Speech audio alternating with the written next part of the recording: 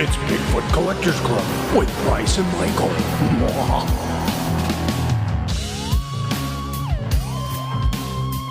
I know a ghost story or two.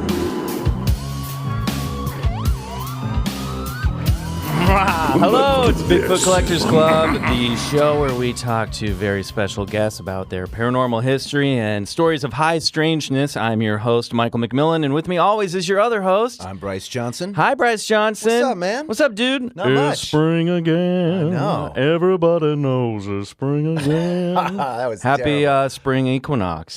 Is it spring equinox? Yeah, I mean, it was yesterday. Wow. We're in the week of the equinox. I should know that stuff. And this is our first show that we've recorded on the road, I guess. This isn't our clubhouse. Yeah, We're in a different clubhouse belonging to today's guest, Craig Ferguson. Craig. Welcome to my clubhouse. Ooh, yours is very... Welcome to my clubhouse. I know a ghost story or two. Pete Gardner's got some competition. Yeah. Do you know Pete Gardner?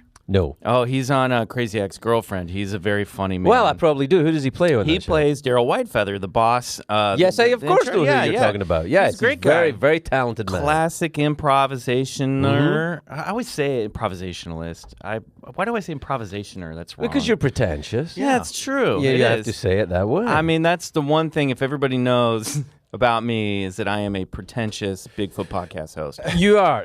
What could be more pretentious than being the host of a show about the paranormal? Yeah, that's pretty much it. It does come with the territory of douchebaggery. You sort of have to navigate Well, it's around. a little like being a magician. You know, Yes. like I like to see a bit of magic from time to time, but the kind of the velvet jackets and the arm flurriness and the chicken down the pants. You don't like my jacket? I'm just saying, you know, to turn up to somebody else's house in a smoking jacket with grey stuff put in the sides of your hair to make you look more I had distinguished. Riley painting my temples before we came in just to really sell it. Welcome. I would like, if I may, to take you on a strange journey. Riley and I were actually at an event this weekend recording stuff on the road, and we were coming up to strangers, and I was trying to explain to them who I was and what the show is. And as soon as I said the word Bigfoot, you could just see people shut down. So I'm like, I guess we'll just start calling it the BCC podcast when we're out on the field. Well, you could say it's ironic. Then hipsters would be like, oh, I am so totally in. Oh, these guys were not hipsters. They Oh. were war reenactors, and they did not want to monkey around at all. That was quite Well, serious. clearly they did want to monkey around, because what is reenacting That's if it's what I not monkeying thought. around? That was my whole point. No, they're very protective of their image. Yeah, we're the ludicrous ones. All right. We're starting a feud now with war reenactors. It's Yeah, I don't know. Shots. Pick blank- some other type of guys to be in blank trouble shots with. fired. You know, it's so funny. They Like have a lot of practice. in the Bigfoot community. Like if you're like at a conference and someone starts mentioning UFOs, they're like, "Oh God, here we go again." And you're like, you can believe in Bigfoot, but you can't like couple them together. It's Do you know what happened to me once? And ridiculous. I was so horrified by it. I was watching a documentary on television. I might have told you about this, Michael. I was watching a documentary about UFO people, and it was quite a touching documentary. It was about, you know, people have made fools of us for years, but I know what I saw, and I know what happened to me. And I was like, God, you know, who am I to say these people are wrong? It is what it is, right? yeah. And then, as an illustration of how awful and cruel people can be to these people, there was me on a late night show, on the old late night show, making jokes about people who believed in UFOs. And I was like, oh my God, I'm a horrible person. That's like cosmic irony personified. well, you also fell into the trap of what we always do every time we project on somebody else's voice. So it always seems to come out a little hillbilly. I saw a UFO too. Yeah, I know, I do that. Well, I do that because it's one of the few voices I can sort of get away with doing. I know. It's either that or Nazi, and that's just confusing. So, yes, I know what I saw, and the UFO arrived. It was a bell UFO. Yeah. The Nazis had some experiments with UFOs. Yes, they did. Yes, well, Project Bell? they had experiments with in the occult for sure. Yes. Yeah. We all saw the Indiana Jones documentaries. We know how that that went down. Well, I think it's worse than that. Probably. It's funny. We were talking. I was telling this story the other night to our producer Riley, who's sitting here. I was talking about listening to another paranormal podcast where a guest was on. There's more than one. No, there's just this There one. can be only one. There can be only one. There can be one paranormal podcast, and that's all. Ooh, it's nice Scottish flavor for. I'm sorry, you were listening to the other one. No, we were listening, and there was a woman on who was talking about how she believed to have the ability to shapeshift. And the way she told the story was very, very compelling. It was very subtle. It wasn't necessarily like, and now I'm a tiger, and now I'm a mongoose. It was more subtle than that. And I was getting wrapped into it. And right when I was like, you know what? I think I believe this. She was like, and the earth is flat. And I was like, all right, I'm out. You can only go too far. Yeah. But wait, mister. Okay. I'm not saying that the Yeah? earth is flat. Yeah. But just because... Shut it down. Because, everybody go home. No, but if someone is wrong about one thing, Yes. does it make them wrong about everything? No, and that is an excellent point, and I caught myself in that as well. And that's the thing is, I think when we talk about a lot of these eyewitness accounts and the things that we dig in onto the shows, like just because there's one hoaxed photo of Bigfoot doesn't mean all the photos of Bigfoot are hoaxed. And it's kind of that same thing where it's like, okay, well, they can be right and weird. One weird thing can exist. It doesn't mean that all weird things exist. And because one weird thing doesn't exist, it doesn't mean that all the other weird stuff don't exist. Yeah, exactly so. And I think as we've been going on the show, Bryce, you tell me how you feel. I think it really is the more we dig into this stuff, it's just a sliding scale. There's like a little of column A, a little from column B, a little from column C. And for example, there is a theory that Bigfoot is a flesh and blood creature, that it is just a zoological animal that scientists have not been able to pin down and capture or identify yet. Sure, sort of a missing link still roaming the woods. Or there are theories that Bigfoot slips in from other dimensions and is more of a spiritual or ethereal creature. And I'm coming around to the belief that maybe there's both. Maybe there is a flesh and blood creature that lives out in the woods, and maybe there's one that looks like it that slips in and out of other dimensions. Well, I don't know. Or maybe the one that's flesh and blood can slip through the dimensions. Exactly. Well, that's the middle. That's the middle ground. Like crows do all the time. Well, and we want to hear about this story. Absolutely. I'll tell you Okay, that. so what's your personal paranormal history? Well, I'm from Scotland, so I hope we need more time because it's a very busy place. We got all the time you need. No, you don't actually. That's one of the things I have to tell you about. That I have the second sight, and you better get this done quick. Oh shit! No, I'm kidding. Oh It's brother. fine. Just tidy up your affairs. No, I was driving. This is a recent one, but there's plenty of these. I was driving to my kids' school with my wife Megan. Actually, it was the oldest boy because I think she was still pregnant with the young. Anyway, that's not really a big part of the story. But we're driving to the school, and it was a grey day in Los Angeles. And we stopped at a traffic light in Hollywood near the old, not the Roosevelt Hotel, but some other old hotel. Mm-hmm. Old. And I was at the traffic light just waiting. A crow just went out of nowhere and became right in front of the car. Like it didn't. I'm not an idiot. I'm not given to find. I know what I saw. And the crow just... Wait, go back, take that again and say, I know what I saw. I'm not an idiot. I'm not an idiot, and I know what I saw. And let me tell you, it's under no... It was absolutely for sure. It was a crow. It was wearing the black of the Waffen-SS uniform. And it appeared right out. And I turned to Megan and I went, did you see that? And she went, yeah. That's the weirdest shit I've ever seen in my life. So this crow just popped into existence. Popped in from somewhere else. And did it fly off? Did it? It came into being and then kind of flapped away. It was a flesh and blood creature, I think. I mean, I didn't go up and touch it. Yeah. But You don't think it was a ghost crow? No, I don't think it was a ghost crow. Ghost crows behave completely differently, as you know. Okay. But no, it just behaved like a crow. Hold on. I got my research binder here. No, that was the one that you and I started talking about when I was talking. You tell me about this podcast. I said, "Oh yeah, there's that." Did I ever tell you about the house in Scotland with the crows as well? No. So we have this house in Scotland. Megan and I have a house in Scotland, and it's really our home. And we bought it about 7 or 8 years ago. And it's a very old house. It was built in 1680s, but actually it was built... So fixer-upper. Right. It was built in the 1680s, but it actually... the stones go all the way... there was stuff in there before. Oh, yeah. It's... The place where it is, the actual site of the house is mentioned on Ptolemy's first map of Europe in the 2nd century. Oh, wow. So it's a very, very old place. And about the 2nd or 3rd day we were actually there, Megan walked outside and there was something that looked like a dead crow down by the oldest tree in the garden. The tree is a horse chestnut. It predates the house. It's about a 500-year-old tree. So she went down to the horse chestnut and there was a crow there, and it was alive, but it wasn't flying. And she went, oh.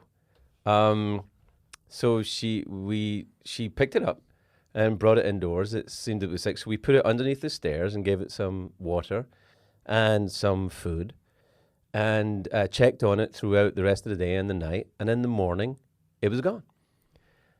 That's wild. Now, were there open windows? We did let it out. Okay. No, we let the crow out. We let the crow out in the morning. I could have spiced it. You opened a portal. You just let the crow fly but here's through. the thing. We let it in the morning. We thought we'll take it outside and see if it's any better. We took it outside and it was fine and it flew away. Yeah.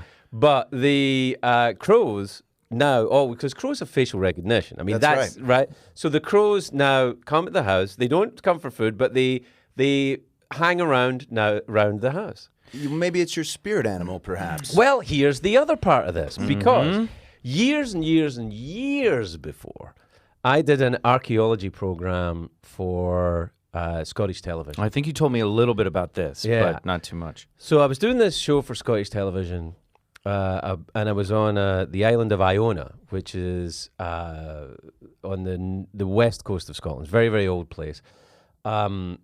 And we were in the graveyard. The King Macbeth is buried there. All the old Scottish kings are buried there. There's an abbey there. It's a very, I think Columba brought Christianity to the British Isles through that route in the 7th century. Mm-hmm. Wow. And before that, it was still, popular in other stuff. So it's an old place.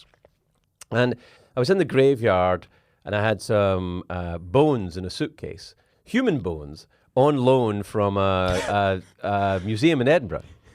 Okay. And because I was going to do a thing, like we were looking at a thing of the soil and the bones. Hey, before we go, I know we're on the guys. We have to get up there, but can we just swing by the museum? I got a bag of bones. I need to. Yeah.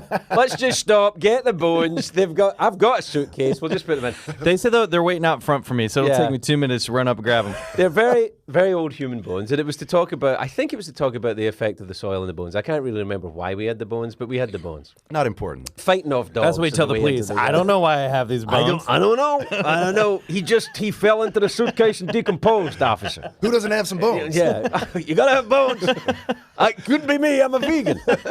But so we've got these human bones in the suitcase, and as I was, we're waiting for the guys to set up and do some shooting.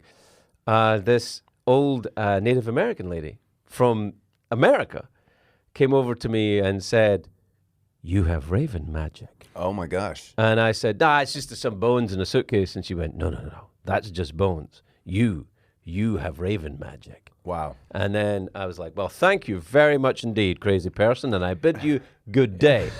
But then when I thought, what's a Native American woman doing in an old graveyard? I hope he didn't call it crazy person to her face, because that will haunt you for the rest of your days. I thought she was crazy, but very quickly I realized that that kind of description of people is not helpful. And I really mean that. I really mean that. Calling people crazy is not helpful. No. There's actually anyway, that's a whole other thing. But yes, I agree with you. It's when you really start to unpack everything, I'm not sure if anyone is just simply crazy. No, and I'm not sure if anyone's just simply sane either. That is very true. And so you only have to look at how everything is run on a secular level to think these people are no smarter than people who believe in. Look, it's sky fairies or Santa on a cloud or, it's all. Or does Santa ride a cloud in Scotland? Sure, in my religion he does. Okay, all right. Yeah, well, you harsh in my religion? I see what you're doing. It's your religion. Right, exactly. How dare you? Well, we have a question on this show where we ask, after usually our stories of high strangeness, which we'll get to later, but we ask our guests, what the hell was that? And in the case of this raven or this crow, what the hell is that? Like, what do you? How does this all add up? What do you think how this all connects? Because I hear you have Raven Magick, and then there are crows apparating out of nowhere in front of you. She might be onto something. I think so. Well, maybe it is. Here's what I think.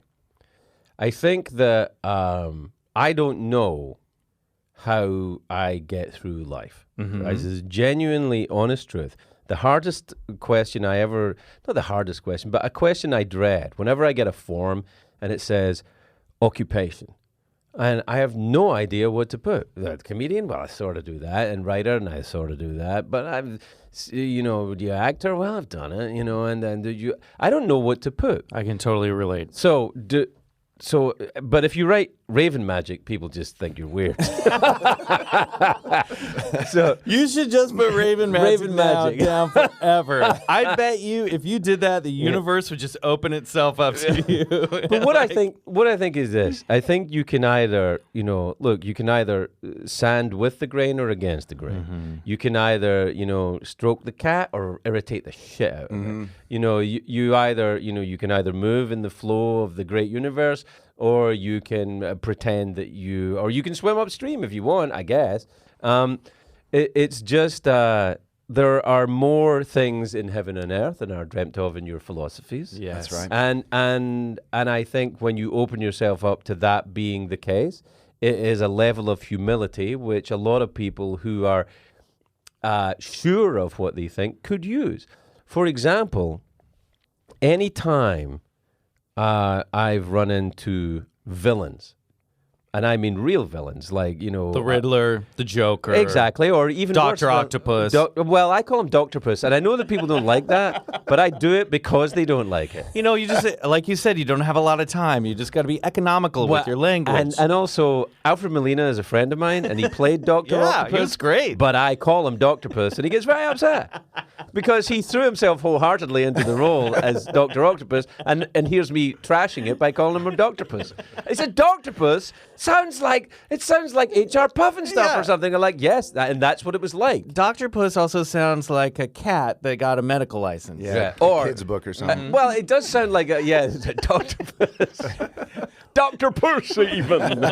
What I think, though, is that when you run into villains, when I run into bad people, like really bad people, they're always sure. Fundamentalists are always sure. Yeah. Religious fundamentalists, political fundamentalists. And I think if your mind is not open, then it's shut. Yeah. So fuck you if your mind is shut. And that's kind of how I've always. It's not how I've always been. I've been a lot of my life. My mind was closed. Yeah. And I think if it. I don't understand why people close themselves off to mystery, to the questions, because there's so much out there to inspire a sense of mystery, or a sense of something maybe not higher, but something outside of ourselves that's definitely taking an interest on what's happening here on Earth. Well, it was one of the Descartesian proofs of God, right? Which was every society on Earth has an appetite. Creates a deity, right? Every society that has ever been has always created a deity. The reason why societies do that is because they have an appetite for that.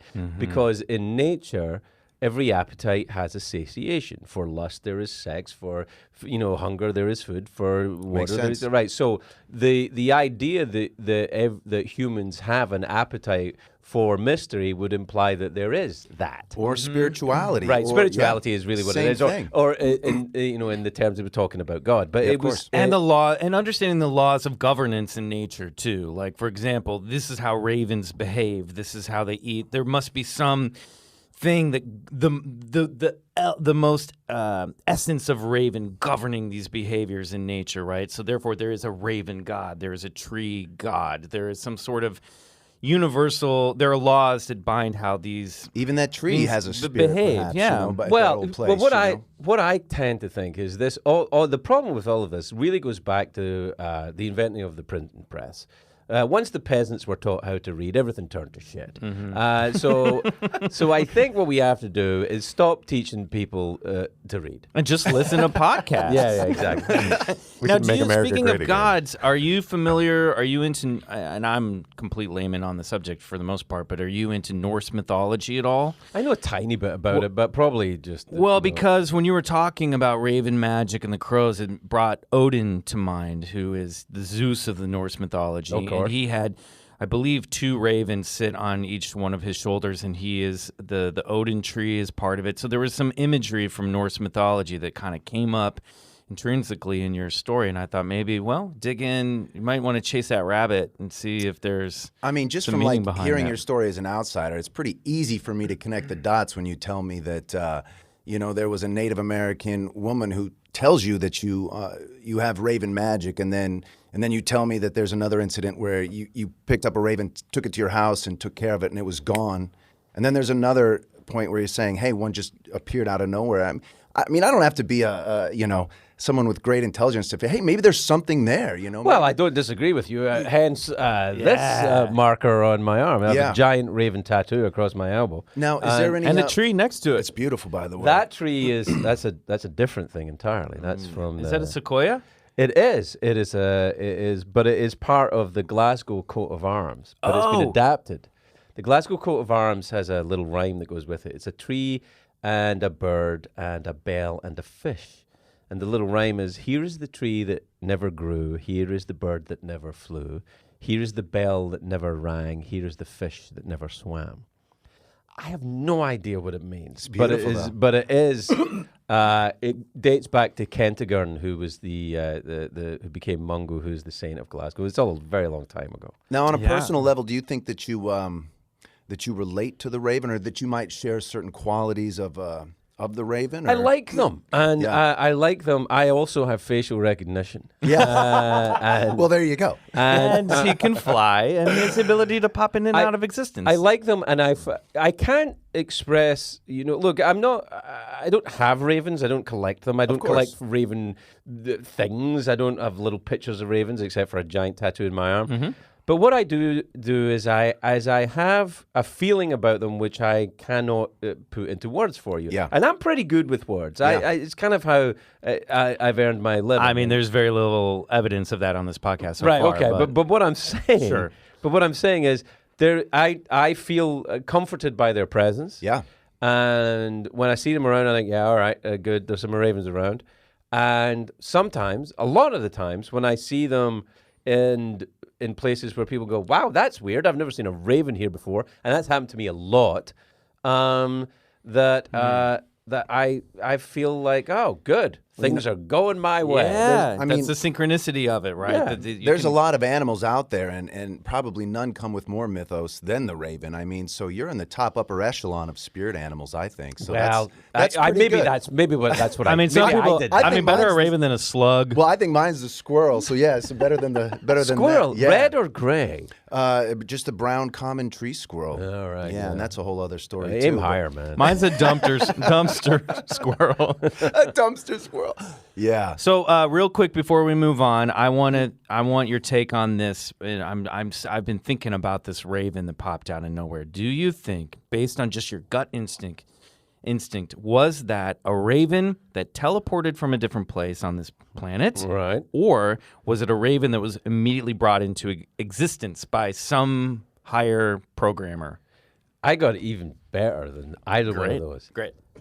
I think it's none of my business. Yeah. Okay. I think I saw something that probably wasn't anything to do with me. Mm-hmm.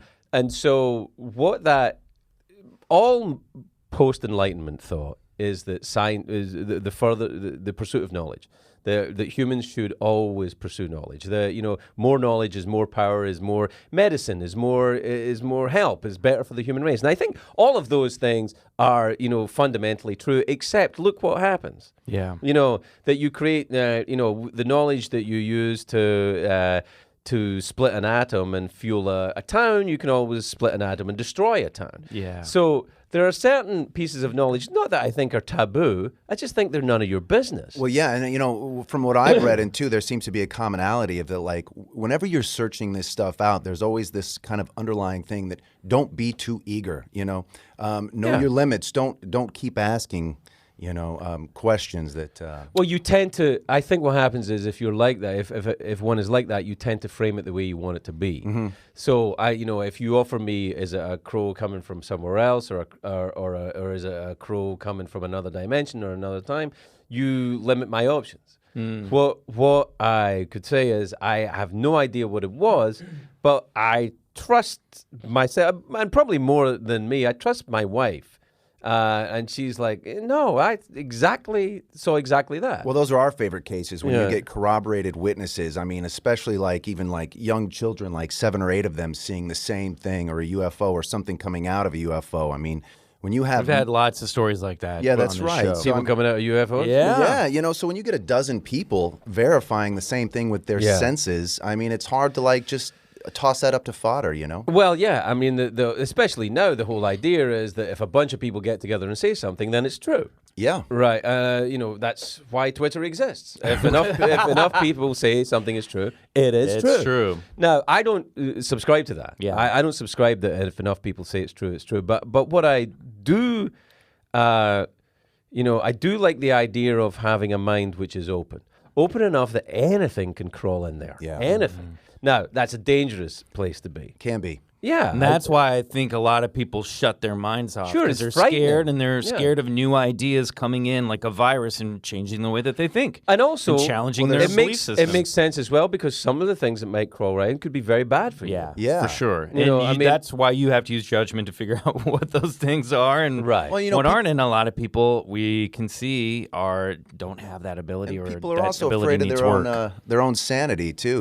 They feel like, hey, if this fucks with my paradigm, then what does that do to my philosophy? What does that do to my ideology? And Yes. a lot of these cases of paranormal thing, whether they're abduction or somebody seeing a Bigfoot, you'll see a lot of examples of it. It really messes with their whole kind of their life ethos, and it really throws them into turmoil. A lot of these people that witness some of this stuff. Well, I think that security, that's why people are, I think, look, I can't speak for everyone, but I think that when people are attracted to dogmatic religions that tell them, here's a set of... I thought you were going to say when people are attracted to dogs. Well, there's... Dogman. But when people are attracted to dogs, that's a different website. But but what I've seen, when people are attracted to dogma, Yeah. it provides them with answers to the unanswerable. And if you... The very nature of the pure scientific thought, the Big Bang Theory, the universe is expanding, and because the universe is expanding, if you run that in reverse, it must have Collapsed. It contracts, and it contracts to the beginning, and that's the Big Bang Theory, right? Yeah, okay, sure. so that makes perfect sense. But it only makes perfect sense from where we stand. Observation points are very difficult to categorize. So I'll tell you what I mean. If you're standing on a beach and there's an island 10 miles out to sea, and someone is standing, 15 miles up the coast looking at that same island, that island's going to look completely different to them as it's you. The island is the same. And that second person might have you in their perspective looking at the island. Right. So you can't see the observer observing you observing. Right, and their eyesight may be better or maybe worse. Yeah. I mean, there may be atmospheric conditions between you and the island. There could be a ship in the way. I don't know. But what there is that wherever you stand, things are different. In your life, in time. So if, for example... If I decide all my experience is untrustworthy, but all the experience of great minds and great books are trustworthy, I feel I negate my existence entirely. You absolutely do. Like my experience is my experience. Now, I do reserve the right to make fun of people because it's my job, but it's not always my job, and now I feel bad about making fun of the UFO people. But And I wasn't really making fun of them. Yeah. I was kind of like having fun with the UFO people. It's a little bit of fun. Yeah. It's You not gotta saying laugh you're at it. stupid. Yeah. You know, I guess I did say they were stupid. You gotta have a sense of humor about religion or about ufology or any of this. Well, stuff. humor's not in big supply right now, particularly when Yeah. people's belief systems are involved. You know, if people believe that, Xenu's in the volcano, Sure. or he who should not be named doesn't want you to do that then, or if Jesus wants you to have a certain type of dietary thing. Like, who in their right mind would even believe that would be a thing? Well, you know what I've always had a problem with is like, those who study dogma. I mean, the Bible is just filled with miraculous supernatural events. And then you get into modern times, contemporary. Well, none of that happens today, and it's like, well, you're not looking at what's happening today. Why can't an abduction that changes somebody's life be a miracle, or why can't the presence of a Bigfoot be some sort of a wonderful love story. Yeah, okay, but or something like that. I'm writing some new know? fan fiction. I need some pointers. 50 Shades of Fur. The most dogmatic people are closed off to everyday miracles, if you want to call them that, or paranormal events. I don't think there's a too distinguishing line between what a miracle might be or what or a paranormal event might be. I think there's commonalities. It becomes semantics then. Sure. But I think what's interesting about people who adhere to, let's take an example from Christianity because it's the one I know best. Sure. Transubstantiation, right? The giant fight that occurred, millions of people died over this particular argument. The biscuit and the wine in communion either turn into the body and blood of Jesus Christ or they represent the body and blood of Jesus Christ. Now, I've said this to buddies of mine who are Catholics. They say, you believe that biscuit and that blood turns into Jesus Christ. And they're like, no. Right. Go, well, then you don't believe in the mystery of the communion. And you know what? And that's why it's not the body and the blood of Christ, because, listen, your belief has a tendency to create what that is, Right. If it's the biscuit and the wine, it's a symbol. It's a gesture. It's also a metaphor. It doesn't mean anything, but at the same time, but it means everything. It's not a symbol or a gesture. You would have been on the fucking rack with that talk. Yeah. Because it's not a symbol and a gesture. It's an absolute, literal truth that this biscuit and this wine turns into the body and blood of Christ. And if you don't accept that, you're damned to eternal pain and suffering. Yeah. Well, that's by a God who loves you. And by God who loves you very, very much. Yeah. Well, I tend to look at it. It all comes back to intention, right? Is this biscuit? I'm just picturing like a big old buttered like biscuit and wine. Is this the flesh and blood of Christ? It is, and I think this is what Bryce was trying to get at. It's like, it is if that's my intention for it to be. And then once it takes my intention to transform it into the literal. Well, that's right. No, yeah. you would also I know. you're also a burning heretic because Yes. your intention has no impact Exactly. on this. But I'm what the disagreeing. church says in the Middle Ages is you are meaningless. That's right. Your point of view is meaningless. You either accept this dogma or you are damned. Well, and to talk to God, you need to do it through the saints. You can't do it on your own. So for you to be able to take that wafer and that blood, they're saying, yeah, this is just a symbol for you because it cannot actually represent, because you cannot demigod yourself. You're just a human, and if you want to talk to the higher uppers, you got to do it through the saints. I think, I don't know enough about it. I don't know enough about Catholicism. I believe that God will listen to your prayer if you're in a state of grace, but... Otherwise, you got to go through the priest. You need a medium, yeah. Yeah, All I right. think that, I'm not entirely sure, and I feel I'd be doing a misservice to Catholics, Well, and I think that's what's closed us off because... which is not my intent. They've had a fair shot. Well, listen, guys, we have to move on to Yes. our next segment of High Strangeness, and when we come back, we're going to have a story that kicks off with a very famous saint that we've already mentioned. Yeah, that's right. today. So we'll be right back with our podcast, None Your Business.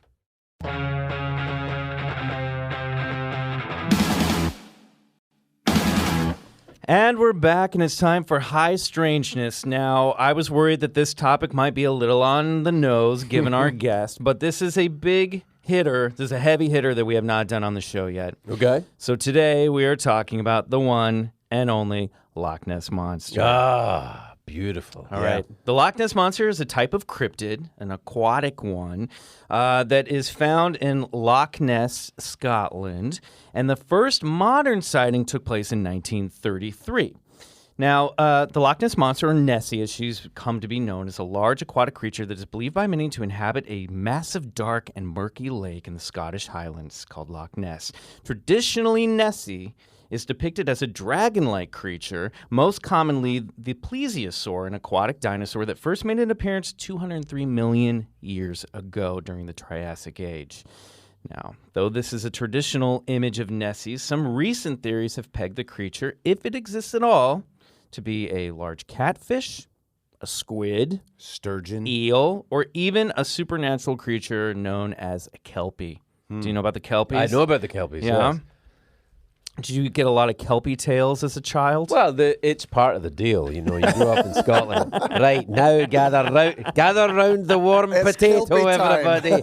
It's Kelpie story time. It's like Saturday Night Live in Scotland. Kelpie! That's right. And now it's Kelpie story time.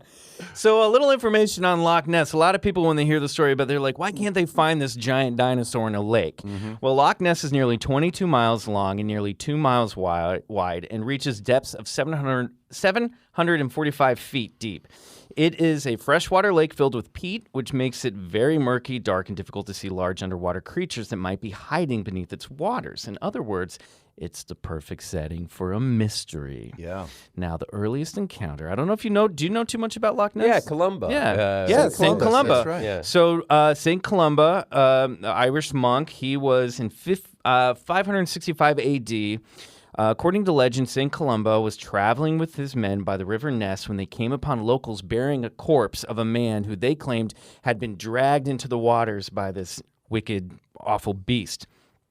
And Columba commanded one of his men to go swimming and lure the beast out as the man as bait. I'd like to do it, Columba, but I've got a gash on my leg. I'm a bit afraid. Why don't you ask Ronnie? Ronnie can do it. Ronnie, get over here. I can't swim. I can't swim, sir. That's all right, Ronnie. You don't need to swim. You just need to sit there and wait for the monster to bite you. I'm renowned. My family are totally not delicious. St. Columba, I can float. All right, you go in there. So, Columba, apparently imbued with super Christian powers, when the beast came out of the water to get his man, he went full Gandalf and performed the sign of the cross and commanded the creature to go no further. Do not touch the man. Go back at once. And the monster was yielded by an invisible force that dragged it back into the waters. Right. God won. Dinosaurs 0. I mean, we laugh at this now, but centuries later, the supernatural elements of the origin story can still be found in modern Nessie mythology. So, modern era kicks off in 1933. Nessie returned officially. Coincidentally, Hitler comes to power. Well, and also, we'll find out later, there had been, in the decades leading up to this, a certain famous creep by the name of Aleister Crowley. Oh, yeah. Conducting some black magic in the early shores of Loch Ness. Yeah, in That's wild. Boleskine House. So in the 1930s is the beginning of the golden age of Nessie that we're probably, I think, coming out of. But when we were kids growing up, that was like Nessie, was really big in the 50s, 60s, and 70s, and a little bit into the 80s. The age of Nessie, it spurred tourism, speculation, and a generation of cryptozoologists and Nessie hunters to drop everything and hunt the last remaining dinosaur. Now, why the 1930s? Why was this all possible? Well, the answer is simple: infrastructure. Roads started to be paved and built alongside the lake. So with more motorists and more tourists, you got more sightings of the creature in the lake. So on April 14th, 1933, hotel manager Aldi McKay was driving alongside the loch on the way to Inverness with her husband. And as they approached, now you're going to have to, I think it's Aldury Castle. Is that the correct pronunciation? I don't know. Aldurie. Aldury Castle? Aldurie. Aldry. It sounds like that. Aldury Castle. She saw something emerge from the waters that was black, wet and with water rolling off of it. And according to McKay, the creature went in a circle round and down, and then she shouted to her husband, who was driving, "Stop the beast!" Stop the beast! The beast! Oh, no. Probably referring to the water beast of St. Columba. And then shortly after that, on May 2nd, boatman Alex Campbell, who was also a part-time reporter. That's a good job. You're a boatman and a part-time reporter Right. for the Inverness Courier. It's like these people that have those jobs on CBS every fall. Ballerina detective. Yeah. Totally. Boatman reporter. Yeah, boatman reporter, guys. That would make a great show. He reported Aldi's story, and that report on May 2nd was the first known usage of the term Loch Ness Monster. That's who coined the phrase monster. Then on July 2nd, things started to really go crazy. People started seeing more and more, there were more and more sightings of Nessie. On July 2nd, this is one of my favorites. I heard this as a kid. George Spicer and his wife were driving down the road alongside the lake when a large, humpbacked creature with a long, undulating neck, thicker than an elephant's trunk, they said, scooted across the road and went rolling and plunging into the lake. Yeah. These are my favorite sightings reports of Nessie are not the ones from the lake, but actual like crossing a dirt road. It's funny because a lot of these in the early sightings, a lot of it he's just hanging out in the woods by the lake, and then because there was another one in August of 1933, a motorcyclist named Arthur Grant who claimed to almost hit the creature on his motorcycle, and again saw it. And he was a veterinarian. So, he was a veterinarian student and detective, and part-time detective, of course. Actually, he was a veterinarian student. Part-time boatman. Oh, okay. Whatever happens. I mean, look, you can do it any way you want. He described it as being somewhat of a cross between a plesiosaur and an otter or a seal. Here's his sketch, Greg. Okay. Oh, I have that right here. Wow, that looks like Here it a is. cross between a plesiosaur and an otter. Yeah, there he is, Yeah. right Seal. there. Yeah. You can see him. And some of the skeptics at the time, they thought maybe he had just seen a very large otter. Right. But all these Otters are about the size of a Yorkshire Terrier. Yeah, I know. That's that the would have thing. to be a fucking large otter. Really big. Okay, so then in 1930, continuing with 1933, we get the first photograph, and it's the Hugh Gray photo. Now, let me see if I have it here. Hugh Gray Is that the was one with the kind of like the neck sticking up? Yeah, I think I know this the one. actually, I don't have it with me right here, but it's a photo of what looks like an eel in the water. Maybe an eel. And it might be an eel. And he was walking along the loch when he claimed to have seen the creature breach the surface of the lake, and he captured the first Nessie photograph ever. And skeptics claim that the image of it looked like an eel-like creature, but it looked more like Gray's Labrador swimming towards him with a stick in his mouth. And the dog's head is very blurry. And we'll put it's the this same up. thing. One or the other. It had to be one or the other. I have all Sometimes of when I these. see my dogs with sticks in their mouth, I go, wait, is that a plege? Oh, yeah. I can't believe I left that one out, but we'll put it up on our Instagram and you'll be able to see it. So all this stuff was going on. The Daily Mail hired a big game hunter with the best. Very trustworthy best publication. Yeah. Even Yeah. back then. And his name, they got a big game hunter to hunt down Nessie, and his name was Marmaduke Wetherell. Yeah. My name is Marmaduke Wetherell, and I will find this creature and shoot him, I say. I'll Shoot find him. you, Nessie. Wait a minute, it's just a dog with a stick in his mouth. So he Quit set throwing out, that dog a stick. Oh, please, yes. Oh, sorry, it's just a large Marmaduke, otter. quit shooting all of these dogs. He found what he claimed were Nessie tracks and made a cast, but upon examined by the Natural History Museum, they said that they were more likely withered hippo's feet that were used as umbrella stands back in the 30s. I love which that. is Put on your hippo shoes and we'll cause a great hoax. it's just sidebar. Human beings are terrible. Yes, terrible they are. creatures. They are awful. But Marmaduke But came to up. be honest, though, Yeah. if hippos had their chance, That's they'd true. fuck you They- up as they well. are. Yeah. They are nasty. Yeah, they're super nasty. It's Yeah. true. And very racist. Yeah. Marmaduke was fired by the paper and humiliated by the exposure. But This he, is the worst thing that's ever happened to me. well, he might have gone on to get his revenge because in 1934, the most famous photo, the surgeon's photo, was taken. And this is the Oh, surgeon's yes, photo. that one, yeah. The most iconic Nessie photo arrived in 1934 and was allegedly taken by Colonel Robert Wilson, a gynecologist who snapped the silhouette of Nessie. Gynecologist? Yep. Yeah. And and detective. a colonel. Yeah, and boatman. I suppose a gynecologist is a sort of detective. It's a bit. Let's have a look at what's in here, young lady. It's a dog with a stick. Oh, no, it's not. What Put is it on your called? deer Oh, it's a stocking clitoris. cap. I shall name him Clitoris. Here, boy. The butler did it. The famous picture was hotly debated for over 60 years. Some people claimed that it was an elephant's trunk emerging from the water. And here's an example of how that might work. See, there's an Okay. elephant. Now, how the elephant got in the lake and is swimming around. How That's he got a an lot elephant in there? harder to explain than Nessie. Yeah. Exactly.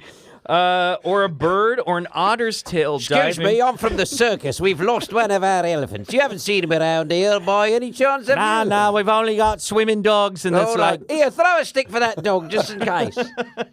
But in 1999, a book called Nessie, The Surgeon's Photo Exposed, written by David M. Martin and Alistair Boyd, proved the photo was a hoax. The monster was created using a toy submarine and a fake little cutout creature on top. And the book goes on to claim that the hoax was possibly orchestrated by Marmaduke Wetherell as revenge. Yes. And he passed it on to Robert Wilson for credit and publication. That's right. Yeah. Revenge is mine. Now I can take off my hippo shoes. sightings continue sporadically for the next couple of decades, and then we get, in 1955, we get the McNabb photo, which let's see if I have here. I just had it up on... Oh, here. I've got it right here. Let me show it to you. The McNabb photo. Yeah, and while I'm getting that, we'll talk about this. I have a character I want you to read. Here's a quote from Peter McNabb about his capturing Nessie next to the Here is McNabb's account. Yeah. I was returning from a holiday in the north with my son and pulled the car up on the road just above Urquhart Castle. It was a calm, warm, hazy afternoon. I was all ready to take a shot of Urquhart Castle when my attention was held by a movement in the calm water over to the left. Naturally, I thought of the monster and hurriedly changed over the standard lens of my Exacta 127 camera to a 6-inch telephoto. As I was doing so, a quick glance showed that some black or dark enormous water creature was cruising on the surface. Without a tripod and in a great hurry, I took the shot. I also have a very quick shot with another camera, a fixed focus Kodak, before the creature submerged. Wow. My son was busy under the bonnet of the car at the time. Dad, I'm just working on the engine. And when he looked in response to my shouts, they were just ripples in the water. Several cars and a bus stopped, but they could see nothing and listened to my description with patent disbelief. Ooh. And is this the photo? This is the photo here. It's got the Urquhart Castle and the humpback. That's a pretty interesting photograph. That's a good one. And it's Yeah. not been, there's been debate about it, but so far it has not been proven to be a hoax. Now, in the 60s and 70s, sonar expeditions became popular, often pinging large masses swimming beneath the deep waters, but no substantial evidence and certainly no proof of the creature existing turned up. However, on 1972, we got the series of flipper photos. Flipper photos were captured during an expedition conducted by American lawyer and inventor Robert Rines. Now, we don't have enough time to get into Robert Rines, but this guy, he was a super interesting guy. He's worth a Google if you want to go look at his life story. I mean, he created a lot of really interesting inventions and was a lawyer and then devoted his time to like hunting Nessie. He's a really real Renaissance man.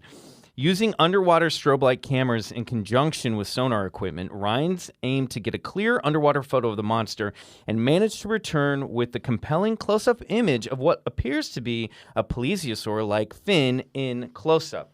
Could it be a dog with a stick in its mouth? I mean, I'm probably. asking for a Turns friend. Same thing. Turns out these are all just dogs with sticks in their mouths. Yes. I was haphazardly preloading a lot of these photos, so I also printed them out. But here's the flipper photo right here. I mean, that looks like a plesiosaur fin to me. It could also be a fish. It that also looks, to be honest, a little bit like a sonogram. Yeah. Ultrasound. Yeah. So, now, modern photos. In 2015, Apple Maps captured a satellite image of what looks like a giant catfish-like creature swimming just below the surface. However, skeptics believe that the image simply captured the washed-out image of a boat and its wake moving across the lake. However, lifelong Nessie researcher Steve Feltham has independently come to the conclusion that the Loch Ness Monster is probably some type of large Wells catfish. And perhaps the best modern photo and video that supports the existence of Nessie comes from tourist David Elder, who captured a massive creature swimming along the surface in, what year was this? I believe it was 2013. The photo shows a clear, undoctored image of a large, undulating mass that the video tracks, and the video tracks the creature moving along the loch for nearly a minute before disappearing into the water. Now, I don't have it here, but it's very similar to that image we saw next to Urquhart Castle. It's just this black mass just breaching the water, and he tracks it for a minute as it swims across. And they have a video of it, and a lot of people think that he really got it's the best photographic or video of the creature on record to date. Now, let's talk real quick about Nessie and the mystical world. Ever since her first recorded appearance in 565, an underlying supernatural thread has followed Nessie in her wake. Can I just interrupt you just a second? Would you say the first recorded appearance was in 565? Well, that is. But to be fair, that's most recorded things. This is true. There's probably a lot before that. Actually, I think it was not written about until I think Adamane wrote the St. Columba biography about 100 years later, so around 660. And so that story that happened to St. Columba supposedly happened 100 years previous to when it had first been written. So obviously there was an oral tradition. But most people point to the St. Columba as the being the beginning. Right. If we can look back, we know that a saint saw something in the water, supposedly. So we mentioned this previously. In 1889, the notorious magician, the wizard kind, alchemist and occultist Aleister Crowley, a fascinating figure that deserves his own episode, bought Boleskine House in Loch Ness to perform a 6-month ritual with the goal of summoning the Lord of Darkness, which he would compel to do good, the end result being Crowley's contact with his higher self or holy guardian angel. Can I stop you just a second? It's just a point of order in the Lord of Darkness. Just a tiny thing. The Lord of Darkness is, he's kind of the Lord of Darkness, and so compelling him to do good, he'll say. Now, look, to be fair, imagine you're Aleister Crowley compelling me to do good, and I'm the Lord of Darkness. Go on, compel me. Lord of Darkness. Yes? I would like it if you would help me, deliver some of these letters. Absolutely, love to. Where would you like them delivered to? Well, that was easy. Yes. And now, when I go out here delivering these letters, I won't get up to anything naughty. You can trust me. Well, I'm the hold on a minute. What? There's also a sick old lady that we need to deliver some hot soup to. Yes, absolutely. I'd love to. Come on, let's get some soup over there. This is good. I'm talking to my higher self. Yeah, everything's going to be great. Oh, by the way, you're dead. I know. What are you gonna do? You can't tell the Lord of Darkness. Yeah, it's like I'm gonna summon something much more powerful than me. To do my bidding. Crowley basically he wanted to overpower the devil. That was like his whole goal. I love the 6-month ritual. I can't even spend 6 months going to the gym consecutively. Well, this is before Twitter and social media. Now you would just tweet, devil come up, #LOL or something.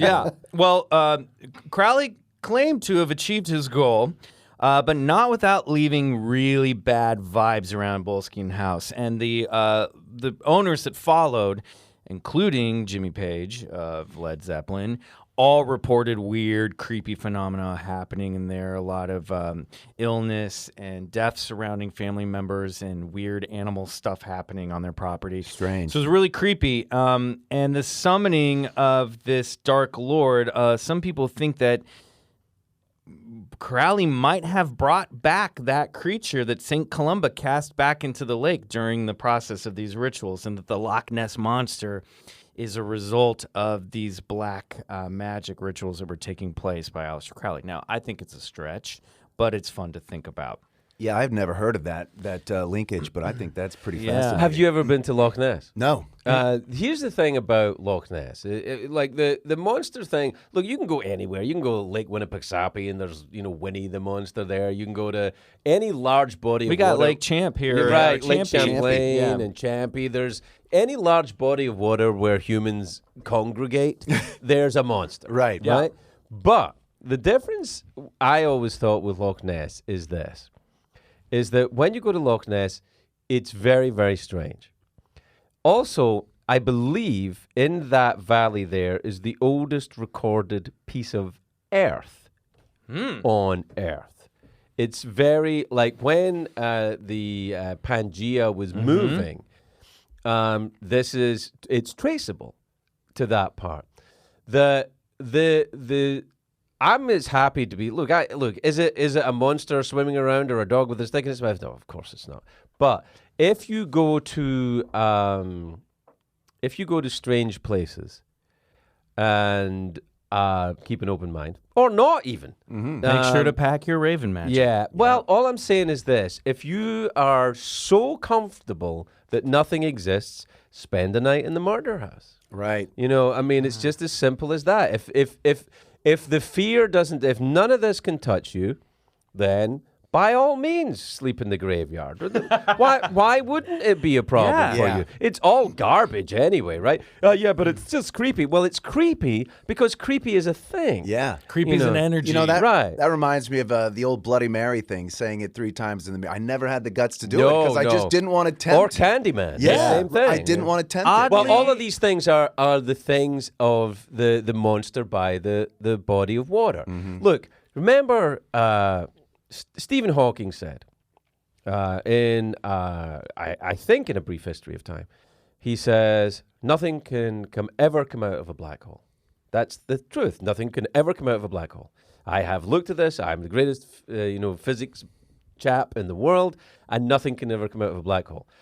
And you cut to about 25 years later, and some radio waves come out of a black hole. And Stephen Hawking says, to his credit, I'm going to have to look at this. Rethink this. I'm going to have to rethink this because something came out of a black hole. It is an utter nonsense to us. And every society on Earth has made this mistake. Well, we know everything now. Yeah. Now we know that rubbing dog shit in the eyes of blind people cures them. Everything's going to be great. Now we know the biscuit turns into Jesus. Everything's going to be great. Now we've got computers. Everything's going to be great. Why? Now this iPhone. Now we know. And it's an utter arrogance and a foolish. And a disservice. Well, what it is if you take another saint, take St. Augustine, in the Christian mythology, a checkered history at best, but he did say something. He liked to play chess? Yeah, there was that. But he did say something which I think has great pertinence. And whether he's wrong about how to play with, about playing chess, he did say something which I think is very interesting. He said, trying to understand the mind of God is like trying to pour the ocean into a cup. It's not possible. It doesn't fit. Now, I think with humans and human experience, of course, knowledge is better than it was.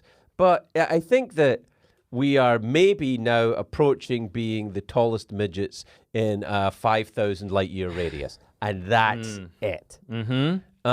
So what I feel now is I embrace science. I love science. But the most scientific thing that one could say is, I don't know. Yeah. Yeah.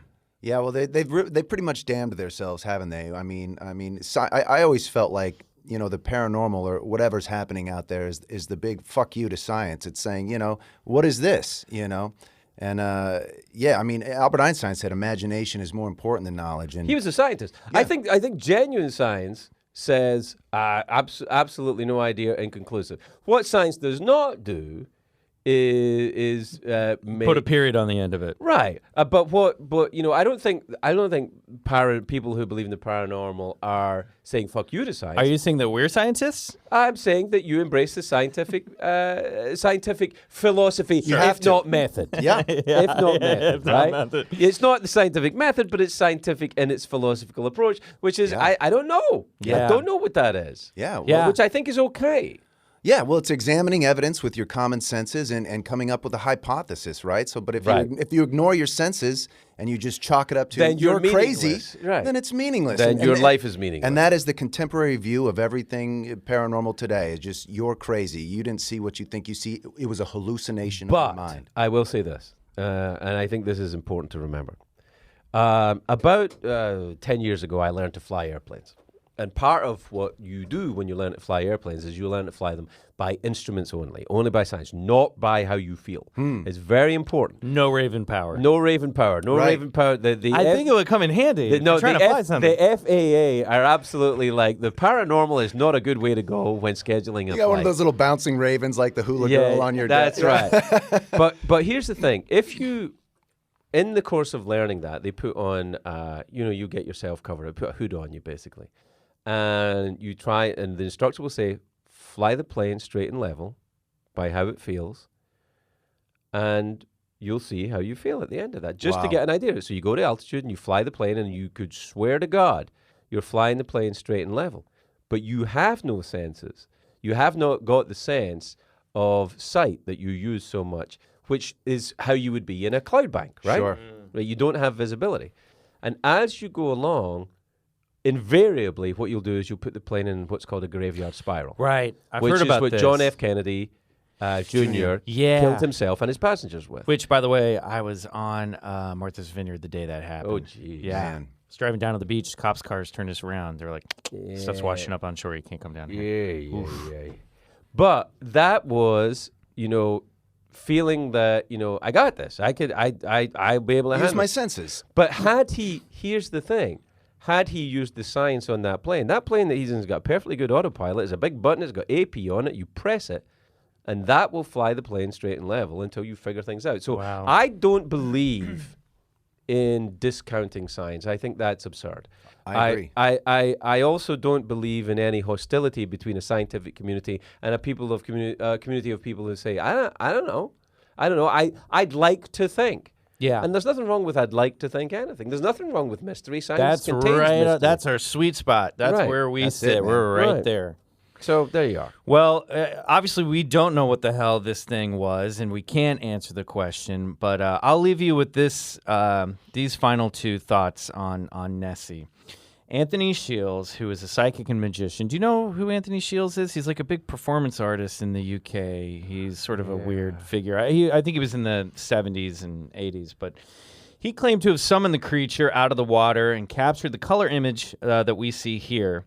That's sometimes referred to as the Muppet photo because it looks like a little bit smiling. camera, Now, yeah. Shields' theory is that the creature, that Nessie, is some type of hypothetical elephant squid, which is on the right, that he's just made up, and that the neck and face seen in this photo is actually a periscopic appendage with a single eyeball, Okay. which is strange. yeah. And then finally, in his book Nessie, which I have purchased this weekend but have not gotten around to read, author Nick Redfern offers the compelling theory that Nessie is not a flesh and blood creature at all, but some type of mystical being known as the Kelpie.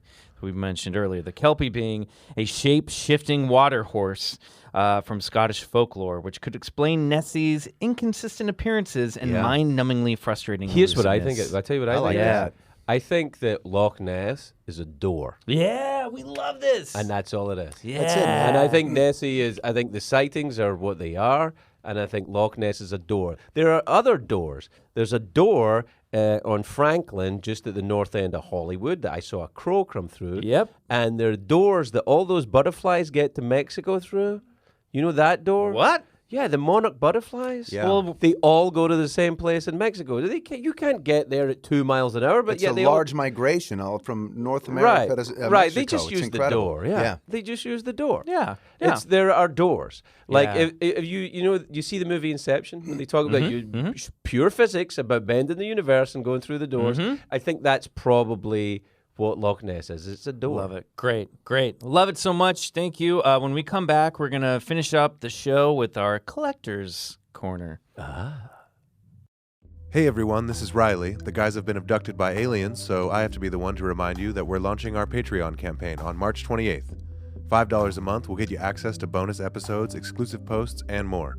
We appreciate any support you can throw us, and don't worry, the show you've come to know and love will always remain free to download. So on behalf of the last Earthbound member of the Bigfoot Collectors Club, I want to say thank you for listening. I'm going out on the porch now to watch the skies for those pesky space goblins.